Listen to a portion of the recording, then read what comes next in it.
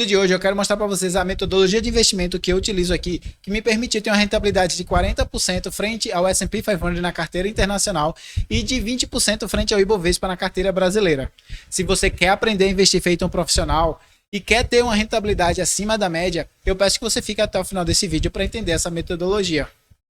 Se essa é a primeira vez que estamos nos encontrando, muito prazer. Eu me chamo Yuri Leite e sou analista de investimentos aqui da InvestSpace. Hoje eu quero trazer para vocês a minha metodologia de investimento pessoal que me permitiu ter uma rentabilidade muito acima dos benchmarks, seja o S&P 500 na carteira internacional, seja o Ibovespa na carteira brasileira. E para explicar essa metodologia aqui para vocês, eu vou estar dividindo ela em 5 etapas e vou estar explicando cada uma dessas etapas em detalhes, para que você possa aplicar também. Para quem ficar até o final desse vídeo, ainda vou ter uma dica extra para simplificar algumas dessas etapas e ficar ainda mais fácil de você estar aplicando e rentabilizando seus investimentos. Então, para começar o nosso vídeo aqui, a primeira etapa é você entender e fazer uma análise macroeconômica. A análise macroeconômica ela permite que você entenda o que está acontecendo no mundo e qual é a maior chance de você rentabilizar sua carteira tendo essas informações. Por exemplo, num cenário em que a inflação está elevada, é provável e possível que as commodities já tenham subido de valor e possivelmente você não vai conseguir ter uma rentabilidade boa com commodities nesse cenário. Porém, quando isso acontece, da inflação está elevada, o governo normalmente aumenta a taxa de juros, o que representa uma ótima oportunidade, por exemplo, para títulos de renda fixa. Então, investir em renda fixa pode ser muito mais vantajoso e seguro do que você está investindo em commodities. E isso é possível que você entenda tendo essa análise macroeconômica. E para fazer essa análise macroeconômica, basicamente você precisa seguir 2 etapinhas aqui. A primeira delas é você entender os dados econômicos mais importantes. É você pegar, por exemplo, dado de inflação, de desemprego, do aumento de taxa de juros. Então tem alguns dados que você analisa e aí você entende quais são os cenários possíveis de estar correndo baseado naquilo que você está lendo. E a segunda etapa é você identificar os riscos que a sua carteira pode estar tendo baseado em cada um desses cenários que você está projetando aqui na sua análise macroeconômica. Quando você tem isso, você consegue entender quais são os melhores ativos para você investir e quais são os piores ativos para você investir. Inclusive, se você está achando essa etapa complicada, a gente faz uma análise macroeconômica aqui todo início do mês num quadro chamado Revisão de Mercado. E nesse quadro a gente faz uma análise macroeconômica bem detalhada para vocês. Inclusive, provavelmente a partir de janeiro, a gente vai estar fazendo essa análise semanalmente em lives, onde a gente vai estar explicando a análise macroeconômica para vocês e depois separando um tempo para tirar dúvida de vocês também. Eu, inclusive, peço a vocês que se você tiver interesse em participar dessas nossas lives ou de acompanhar o nosso Revisão Geral de Mercado, que você clique no botão inscreva-se aqui abaixo, que é para você poder ser notificado toda vez que a gente lançar essa live ou esse quadro aqui para vocês. Seguindo então adiante a nossa metodologia, a segunda etapa que a gente tem para falar aqui é você identificar quais são os setores que tendem a ganhar mais de acordo com essa análise macroeconômica que você está fazendo. Então, por exemplo, nesse cenário que eu pintei aqui, em que o governo está aumentando a taxa de juros e a inflação está elevada, talvez investir em ações de crescimento não seja um bom pedido. Provavelmente vai ter um risco associado com aquilo ali.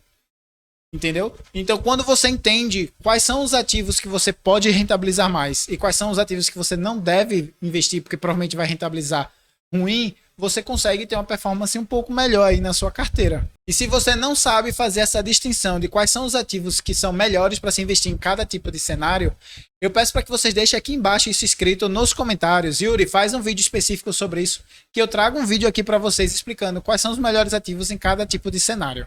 Beleza? Mas seguindo adiante aqui, vamos para a nossa terceira etapa.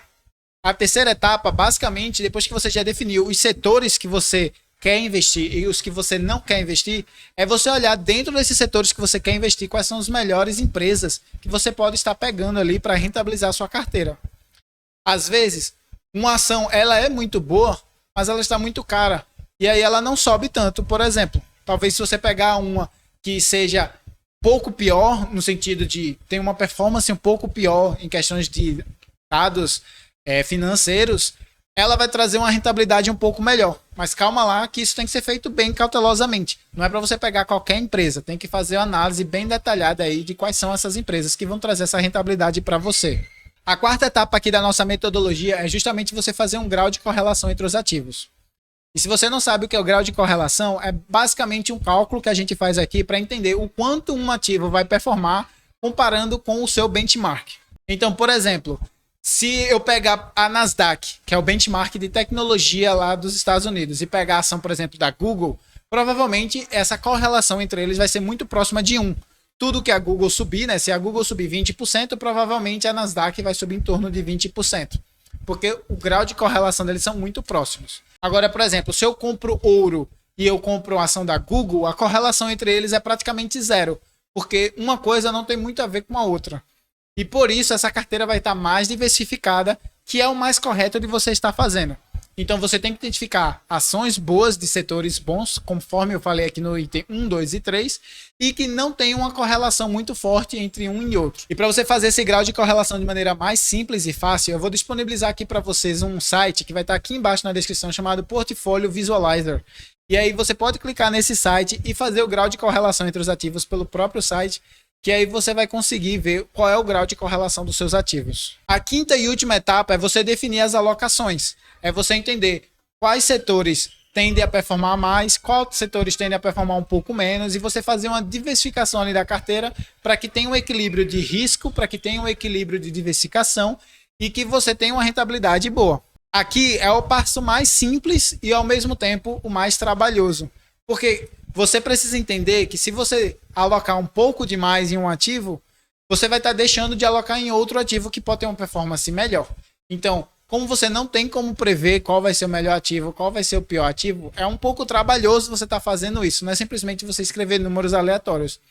E você também tem que lembrar justamente a questão do risco.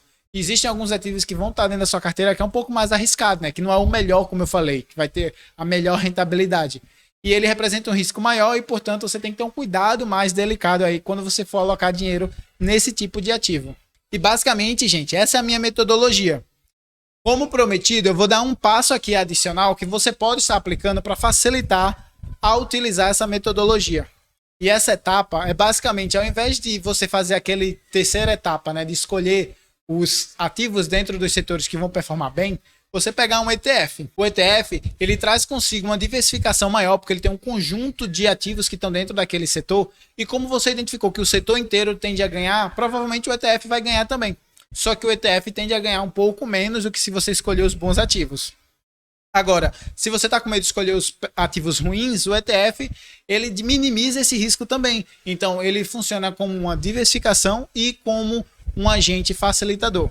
Então, vale a pena você estar fazendo isso, caso você não queira estar identificando quais são as empresas, os ativos que você tem que alocar o seu dinheiro especificamente. E se você não quiser ter todo esse trabalho de fazer análise macroeconômica, de analisar quais serão os ativos e também de definir as suas alocações, a gente faz tudo isso e disponibiliza para vocês num grupo do Hotmart que vai estar aqui embaixo nos comentários fixados. Vai ter um link no nosso grupo do Hotmart que você pode estar fazendo parte e tendo o nosso relatório lá e fazendo as suas alocações de acordo com o que a gente escreveu lá. E aí você vai ter uma performance boa, porque a gente já faz o trabalho aqui basicamente todo para vocês. Então, gente, essa é a metodologia que eu utilizo, que me garantiu retornos expressivos nesse último ano e que eu vou continuar utilizando aí para os próximos anos. Se você ficou com qualquer dúvida sobre essa metodologia, eu peço que você deixe aqui embaixo nos comentários, que eu vou estar prontamente respondendo toda e qualquer dúvida que você venha a ter tido. Eu peço que se você gostou desse vídeo, que você consiga deixar aquele seu like aqui embaixo e também de compartilhar o vídeo com seus amigos e familiares para que eles possam aprender essa metodologia e podendo estar colocando em prática essa metodologia para ter retornos melhores. Agradeço a todos que ficaram até aqui e vou deixar essa playlist aqui para vocês que eu recomendo que vocês assistam, que é basicamente a análise macroeconômica que a gente já fez, para você entender mais ou menos o que é a análise macroeconômica e poder estar replicando aí, caso você queira fazer.